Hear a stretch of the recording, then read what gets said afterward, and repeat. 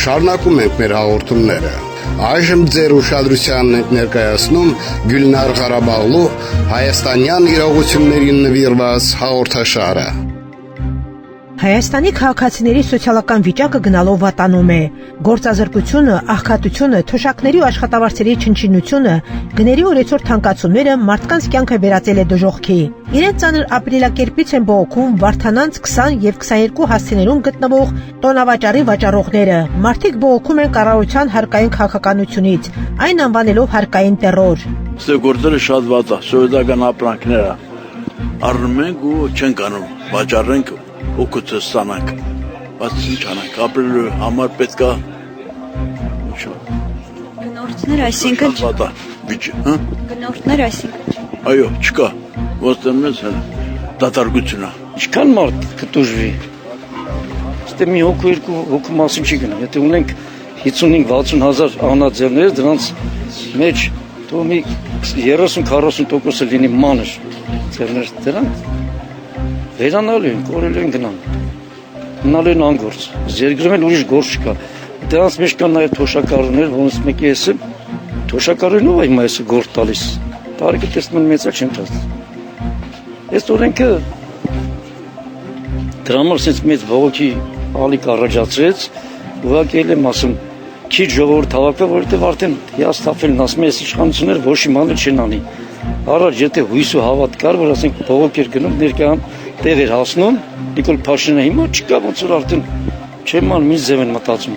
Առևտրականների խոսքով 2025 թվականի հունվարի 1-ից շեշտակի մեծացվել է փոքր ու միջին բիզնեսների ներկայացուցիչների հարկային բեռը։ Շրջանառության հարկը կբարձրանա 5-ից մոտ 10%-ի։ Հարկման այս տիրույթում աշխատող ընկերություն դժվար է գտնել, որ գոհ է այս ներմուծությունից։ Ես ուր եմ, այս տարիքից, որտե գնամ։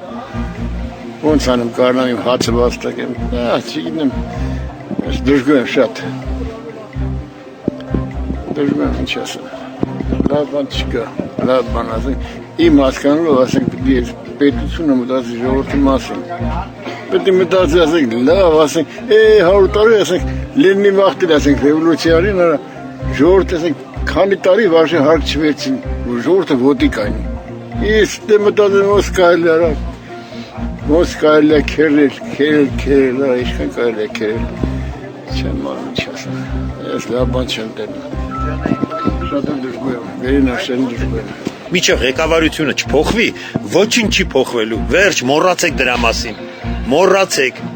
ժողովրդին դրել են հիմարի տեղ։ Այս մեր կառավարությունը, եթե սեն շարունակվեց, միանշանակ պետք է լքի իրանց աթոռները, ամեն մեկը պիտի լքի միանշանակ, որտեղ ժողովրդին իրանց այդքան ասում ենք, այդքան հավաքվում ենք, նախարարի տեղակալ են ուղարկում ժողովրդի հետ յանի զրուցելու, յանի 10 հոգանոց խումբ, բայց ոչ մի արդյունք չկա։ Դա ինչ է նշանակում,